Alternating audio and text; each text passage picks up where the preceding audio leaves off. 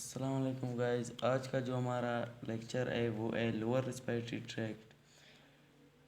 अपर respiratory tract तो हमने पढ़ा था, जिसमें लैरिंक्स था, फेरिंक्स वगैरह, नोस्ट्रिल्स, नेजल कैविटी, वही थे अपर रिस्पिरेटरी ट्रैक्ट में जो हमने वो लेक्चर दिया था। अब है lower respiratory tract.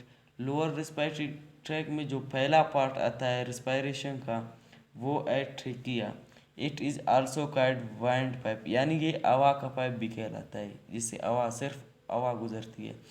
It is first part of lower respiratory tract. जो लोअर रिस्पिरेटरी ट्रैक्ट है उसका पहला पार्ट है। Diameter 2 centimetre, less than 1 inch और थैरोक्स कैविटी। लेंथ 4 से 5 इंच होता है। अगर इसे हम सेंटीमीटर में देखें तो 10 से 12 सेंटीमीटर है इसका length. Trachea is ventral to oesophagus. जो एसोफेगस है जिससे सिर्फ फूड गुजरती है, और ट्रेकिया वो है जिससे सिर्फ हवा गुजरती है। ऐसे ही दो पाइप्स होते हैं, ये समझो, ये ट्रेकिया और ये एसोफेगस। ट्रेकिया और एसोफेगस ऐसे ही एक दूसरे के साथ अटैच है, बिल्कुल इस तरह। यानी कि ये ट्रेकिया है और ये एसोफेगस है। ट्रेकिया एसोफेगस से वेट्रल है। वेट्रल का मतलब ट्रेकिया एसोफेगस से आगे है। वेट्रल का मतलब है आगे, इसलिए हम कह सकते हैं कि ट्रेकिया एसोफेगस से आगे है। Trachea is consist of. Trachea मुश्तमिल होता है, walls of trachea are membranous. Membranous होते हैं प्लस सिलिएटेड होते हैं। Walls of trachea is goblet cell. Trachea के जो वाल्स है उस पर गोबलेट सेल्स होते हैं। गोबलेट सेल्स वो होते हैं जो कि म्यूकस सेक्रेट करते हैं, यानी म्यूकस बनाते हैं। Goblet cells secrete mucus. अब देखेंगे कि म्यूकस का क्या है। The mucus help to filter moist and warm the incoming air. Mucus जो है ना, जो आने वाली एयर है उसको फिल्टर करता है, यानी बिल्कुल साफ़ करता है। उसे जो डस्ट वगैरह है उनको निकाल देता है, फिर उसे फ़िल्टर करके हमारे बॉडी के अंदर ले आता है। और मॉइस्ट करता है, यानी उसे नमी देता है। और वार्म, उसे गर्म करता है हमारे बॉडी के टेम्परेचर के मुताबिक। तीसरा है ट्रेकिया है सी शेप्ड कार्टिलेज। जो ट्रेकिया है उसमें सी शेप्ड कार्टिलेज है, ऐसे ऐसे सी शेप्ड कार्टिलेज उसमें होते हैं, ऐसे ऐसे सी शेप्ड कार्टिलेज होते हैं। उन सी शेप्ड कार्टिलेज का क्या काम है? C shaped cartilage are also called और यू शेप्ड कार्टिलेज भी कहलाते हैं। जो सी शेप्ड कार्टिलेज होते हैं उनका दूसरा नाम है और U shaped cartilage. C shaped cartilage are 16 to 22 in number. जो सी शेप्ड कार्टिलेज होते हैं वो 16 से 22 होते हैं नंबर्स में। These cartilage prevent the bending, kinking, twisting of trachea. ये जो सी शेप्ड कार्टिलेज होते हैं ऐसे, वो जो बोन तो नहीं होते लेकिन कार्टिलेज होते हैं, और ये जो है ना बेंड नहीं होने देते। जब हम अपनी नेक को बेंड कर देते हैं तो ट्रेकिया बेंड नहीं होता है। अगर वो बेंड हो गया तो हवा इनसे नहीं गुजरेगी, इसलिए ये हमारे लिए ख़तरनाक हो सकती है। तो ये जो कार्टिलेज होते हैं ये हमारे ट्रेकिया है उसको बेंड होने नहीं देते।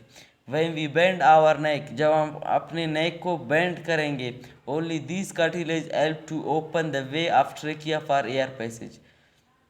यही कार्टिलेज ओपन करते हैं ट्रेकिया को एयर को गुजारने के लिए। The trachea is divided into 2 branches. जो ट्रेकिया है वो डिवाइड होता है 2 ब्रांचेस में। एक को कहते हैं राइट ब्रोंकस, दूसरा कहते हैं लेफ्ट ब्रोंकस। इन दोनों को हम कहते हैं ब्रोंकाई। ब्रोंकाई का क्या काम है? These arise from trachea and inter into and ये दूसरा पेज है। These arise from trachea and inter into both lungs. यही जो है ना, जो ब्रोंकस होता है, जिसको अगर सिंगुलर में देखे तो एक होता है राइट ब्रोंकस, दूसरा होता है लेफ्ट ब्रोंकस। इन दोनों को हम ब्रोंकाई कहते हैं, जिनका जो कि इंटर होती है बोथ लंग्स में, दोनों लंग्स में।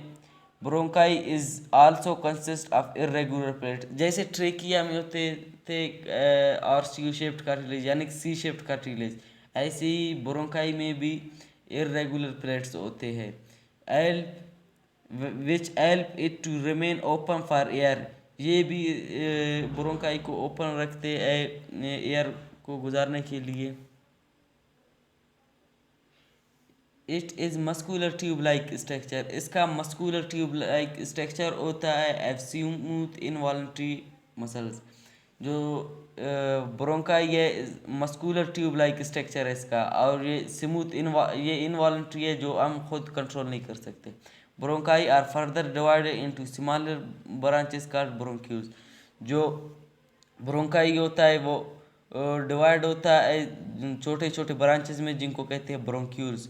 ब्रोंक्यूल्स क्या है, many in number less diameter inter into narrow tube like structure called alveolar duct. ये जो ब्रोंक्यूल्स होते हैं ये फिर से इंटर होते हैं छोटे छोटे ट्यूब्स में जिन्हें कहते हैं एल्वियोलर डक्ट। एल्वियोलर डक्ट क्या होता है, enter into bag like structure alveolar sac. ये जो एल्वियोलर डक्ट है ये फिर से इंटर होते हैं एल्वियोलर सेक्स में, सप्लाइज टू एल्वियोलाई। फिर यही जो एल्वियोलर सेक है ऐसे समझो कि ये इंटर होता है एल्वियोलाई में, यानी कि सप्लाई टू एल्वियोलाई। यानी कि ये एल्वियोलर सेक को हम अंगूर का गुच्छा कहते हैं और एल्वियोलाई को अंगूर, यानी कि जो एक दाना होता है अंगूर का इसको हम कहते हैं एल्वियोलाई। यानी एल्वियोलाई एक होता है और जब एल्वियोलाई को ऐसे हम मिलाए उनको हम कहते हैं एल्वियोलर सेक यानी अंगूर का गुच्छा। एल्वियोलस जिसे हम सिंगुलर में कहते हैं, alveoli plural. Alveolus is the structure and functional unit of lungs. Lungs का जो स्ट्रक्चरल एंड फंक्शनल यूनिट है वो है alveolus. Alveoli are best site for gaseous exchange, gaseous exchange के लिए बहुत ही अच्छा जगह है। Alveoli is best surface for gaseous exchange, ये गैसियस एक्सचेंज के लिए बहुत ही अच्छा सरफेस है। डाईमीटर 0.1 सेंटीमीटर ऑफ एल्वियोलाई, एक एल्वियोलाई का जो डाईमीटर है वो 0.1 सेंटीमीटर है। देयर आर 350 मिलियन एल्वियोलाई इन पर लंग, एक लंग में 350 मिलियन एल्वियोलाई होते हैं। हमारे बॉडी में 2 लंग्स है तो इसका मतलब है कि 350 700 मिलियन एल्वियोलाई होते हैं हमारे बॉडी में। Mainly the gaseous in alveoli, alveolar membrane is made up of squamous cells. जो एल्वियोलाई है उसका जो मेम्ब्रेन है वो बना है स्क्यूमस सेल से जिनका स्ट्रक्चर कुछ इस तरह से है। The diameter of alveolar wall is 0.1 micrometre. ये एक एल्वियोलस का स्ट्रक्चर है, ये देखो एल्वियोलस, और ये एल्वियोलर डक्ट है जो इंटर हो रहा है एल्वियोलस में। और इर्द गिर्द जो एल्वियोलस के इर्द गिर्द जो ब्लड कैपिलरीज है, एक है पल्मोनरी वेन, दूसरा पल्मोनरी आर्टरी। आप सबको पता है कि हमारे बॉडी में जितने भी आर्टरीज है वो सब ऑक्सीजनेटेड ब्लड ले जाते हैं और जितने भी वेन्स है वो डीऑक्सीजनेटेड ब्लड ले जाते हैं। लेकिन यहाँ पर ऐसा नहीं है, यहाँ पर जो पल्मोनरी आर्टरी है वो डीऑक्सीजनेटेड ब्लड ले जाता है और जो पल्मोनरी वेन है वो ऑक्सीजनेटेड ब्लड ले जाता है। Alveoli are surrounded by blood capillaries, alveoli के इर्द गिर्द ब्लड कैपिलरीज होती है जो पल्मोनरी वेन पल्मोनरी आर्टरी हो गए। पहले हम पढ़ेंगे pulmonary artery. Only artery in body, ये एक आर्टरी होती है हमारे बॉडी में, carry deoxygenated blood from heart to alveoli and surround the alveoli for going CO2 to alveoli. ये एक आर्टरी होता है हमारे बॉडी में जो कि कैरी करता है डीऑक्सीजनेटेड ब्लड को हमारे अर्थ से एल्वियोलाई तक, और इर्द गिर्द होता है एल्वियोलाई के ताकि वो जो कार्बन डाइऑक्साइड है वो दे सके एल्वियोलाई को, फिर हमारे बॉडी से एल्वियोलाई से एक्सक्रिएट करेगा। दूसरा है pulmonary vein, only vein in our body which carry oxygenated blood from alveoli to heart. ये एक वेन है ओनली, यानी सिर्फ यही वेन है जो हमारे बॉडी में होता है जो कैरी करता है ऑक्सीजनेटेड ब्लड को हमारे एल्वियोलाई से अर्थ तक। यहाँ पर जो पल्मोनरी वेन है ये देखो ऑक्सीजन है जिसको ले रहा है, और जो पल्मोनरी आर्टरी है ये कार्बन डाइऑक्साइड एल्वियोलाई को दे रहा है। It also surround the alveoli, ये सराउंड होता है एल्वियोलाई के इर्द गिर्द होता है जो कि रिसीव करता है लेता है ऑक्सीजन को यानी O2 को।